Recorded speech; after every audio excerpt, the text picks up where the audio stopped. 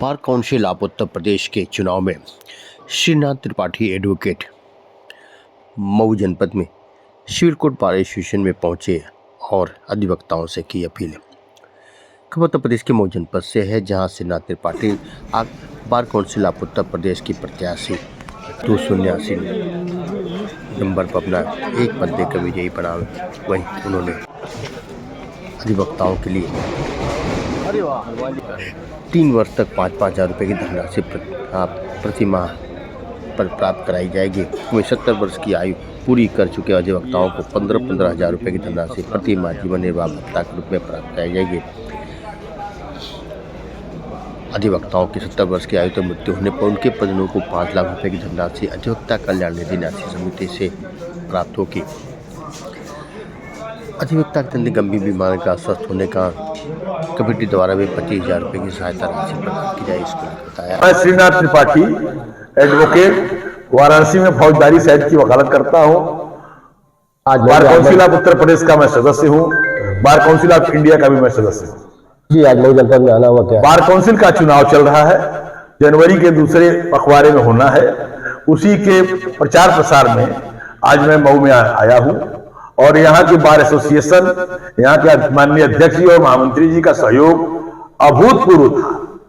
अब उससे तबियत अभिभूत है और गदगद है। आप जान लीजिए, भगवान चाहे तो सबसे अच्छा रिजल्ट भी यहाँ से रहेगा। सर, ये चुनाव है तो चुनाव में आपके मुद्दे क्या हैं? हाँ, बिल्कुल स्पष्ट, सही सवाल आपने पूछा। देखिए, 3 मुद्दे प्रमुख हैं। पहले तो मैंने जो कहा कि अधिवक्ता कल्याण का जो टिकट है, उससे उत्तर प्रदेश सरकार के पास 4 अरब से अधिक धनराशि एकत्र हो चुकी है। हमारा मुद्दा है कि उस 4 अरब में से 1.5 अरब निकाल करके एक कार्पस फंड बनाया जाए और उस कार्पस फंड से जो नवागत अधिवक्ता हैं उनको 3 साल तक 5-5 हज़ार रुपये प्रति माह भत्ता दिया जाए और उसी फंड से जो 70 वर्ष से ऊपर के अधिवक्ता हमारे साथी हैं उनको 15,000 रुपया प्रति माह जीवन निर्वाह भत्ता दिया जाए। ये हमारी 2 बातें ये हैं।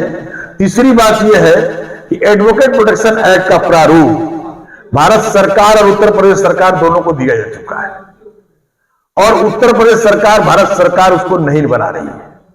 हमारा बहुत नुकसान हो रहा है, हमारे अधिवक्ताओं की क्षति हो रही है, हत्या हो रही है, चोटिल हो रहे हैं, तमाम समस्याएं उससे।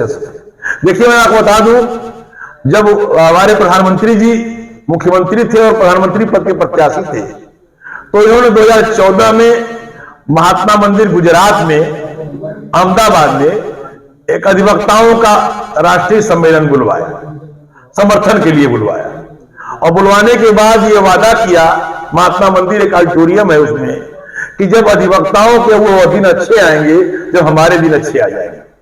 उनके दिन तो तीसरी बार भी अच्छे आ गए, लेकिन अधिवक्ताओं को अपने अच्छे दिन की प्रतीक्षा है। हमारा एक इंश्योरेंस स्कीम भारत सरकार के पास लंबित है। आप बनारस से हैं और प्रधानमंत्री ने अपना एक कार्यालय भी बना रखा है बनारस शहर में। बार बार हमारे बार एसोसिएशन ने उनको आने का आमंत्रण दिया, बार बार इंश्योरेंस स्कीम लागू करने के लिए कहा। बार काउंसिल ने प्रयास किया, बार काउंसिल ऑफ इंडिया ने प्रयास किया, लेकिन हमारे कुछ लोग शासन से जुड़ गए, शासन से मिल गए, शासकीय पदों पर आसीन हो गए, शासन से लाभ अपना को ले लिया, समाज को लाभ नहीं होने दिया। ये बहुत दुखद है। हम देखिए, ट्रक चालकों ने 2 दिन में आईपीसी में संशोधन करा लिया, बीएनएस नया जो होता है, लेकिन हमारी इतनी बड़ी तादाद हिंदुस्तान में है, हम लोग अपनी बात नहीं बनवा पा रहे हैं। उसकी वजह है हम सत्ता से कुछ जुड़ जाते हैं, कुछ सरकार में चले जाते हैं, कुछ व्यक्तिगत लाभ के चक्कर में पड़ जाते हैं। अब अधिवक्ता समाज के लाभ के प्रति एकजुट नहीं हो पा रहे हैं और जिस दिन हम एकजुट हो जाएंगे, हमारी कम से कम ये 3 मांगे लागू हो जाएंगी।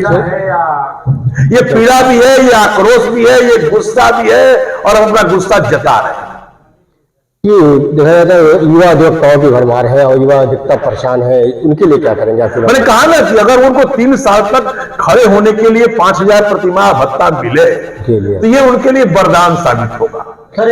हमारे 70 वर्ष से ऊपर के अधिवक्ता है, बहुत अस्वस्थ है, कुछ अचलस्थ हैं, उनके लिए 15,000 रुपए अगर जीवन निर्वाह भत्ता मिलेगा तो ये उनके लिए भी एक वरदान होगा।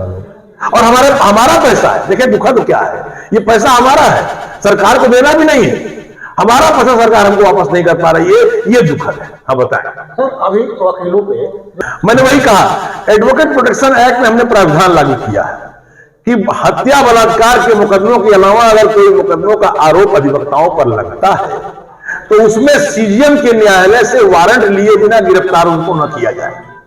सीजीएम क्या उनको बुलाया जाए, सीजीएम क्या नोटिस हो, पीड़ित अधिवक्ता जाए अपनी बात कहे, अगर सीजीएम संतुष्ट होते हैं उसकी बात से, उसके जवाब से, तब वारंट इश्यू। अगर यह प्रक्रिया शुरू हो जाएगी तो पुलिस का हस्तक्षेप सीधे अधिवक्ताओं से हट जाएगा, क्योंकि बड़ी घटनाएं कम होती है, रेयर होती है, छोटी घटनाएं और मुजाहिमत होती रहती है। पुलिस का हस्तक्षेप हटा करके हम जब न्यायपालिका और सीजीएम का हस्तक्षेप ले लेंगे तो बहुत सी समस्याएं सॉल्व हो जाएंगी। तो देखा जाए इसमें सुप्रीम कोर्ट हाईकोर्ट भी सख्त हो गई है। सुप्रीम कोर्ट हाईकोर्ट वकीलों पर नहीं सख्त है, सुप्रीम कोर्ट हाईकोर्ट उनके चुनाव को लेकर सख्त है, उनकी व्यवस्था को लेकर सख्त है। देखिए दुखद बताऊं मैं क्या है, हमारे बीच से हाईकोर्ट सुप्रीम कोर्ट में अधिवक्ता गए हैं और न्यायाधिकारी गए हैं, वो सब मूलतः वकील रहे हैं। ये लोग भी अगर संज्ञान ले लें जो हमारे बीच से गए हैं, तब भी हमारी स्थिति सुधर सकती है। ये लोग जाने के बाद संज्ञान नहीं लेते हैं, ये जाने के बाद सोचते हैं कि अब हम उस क्षेत्र से निकल आए, अब हमको क्या दिक्कत है। सर आप अपने चुनाव को लेकर क्या कहना? हम चुनाव के प्रति बहुत आसान्वित है। आज अगर मऊ में अगर मैं घूम रहा हूं तो मुझे इतना तन मन गदगद है कि मुझे लगता है कि मऊ ही हमारे लिए पर्याप्त होगा चुनाव जीतने के लिए। तो क्या अपील करेंगे आप? हम अपील कर चुके और अपने सबों ने स्वीकार कर लिया, सहर्ष तालियों हाथों हाथ उठा लिया मुझे। आज श्री श्रीनाथ त्रिपाठी जी जो बार काउंसिल ऑफ यूपी के सदस्य हैं, बार काउंसिल ऑफ इंडिया के भी सदस्य हैं, आए हुए हैं।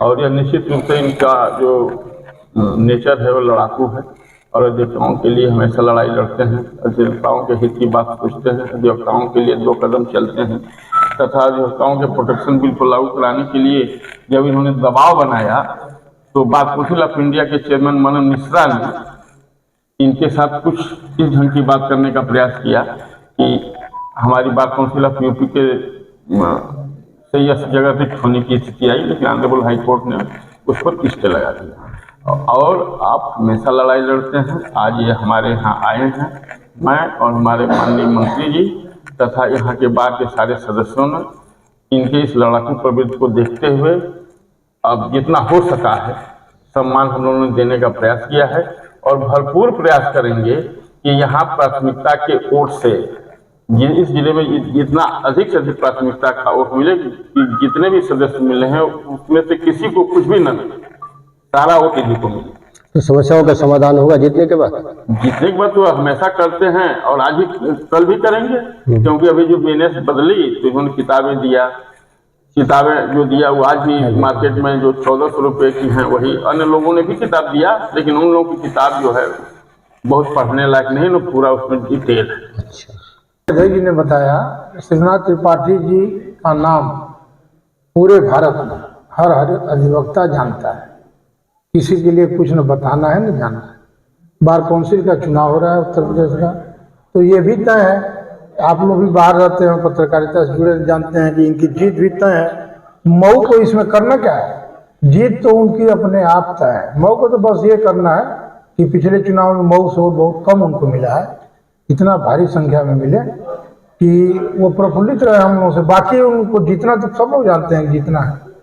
सर एक छोटा क्वेश्चन है कि हाई कोर्ट की बड़ी समस्या है और दिखाया तक कोर्ट बिल्कुल खाली रहते हैं, ऐसे में उनके लिए क्या करें जो वाद बातकारी बड़ी दूर दूर से आते हैं? अभी कल ही हम और हमारे सम्मानित अध्यक्ष जी गए थे हाई कोर्ट में। हमारे एजे जो है वो न्यायमूर्ति नलिन कुमार श्रीवास्तव जी से हम लोगों की 2 घंटा वार्ता हुई। रजिस्ट्रार जनरल को खुद वो अपने कमरे में बुलवाए थे और उसके बाद उनसे भी वार्ता करवाए। अब पूरा आश्वासन उन्होंने दिया, लिखित रूप से हम लोग उनको पत्र भी दिए थे और हमको उम्मीद है आज शाम को ही वो निश्चित जो है वो गजट हो जाएगा और हमारे यहाँ कोई ना कोई 1, 2, 3 की संख्या में एडीजे रैंक के अधिकारी जरूर आएंगे, ये हम लोग।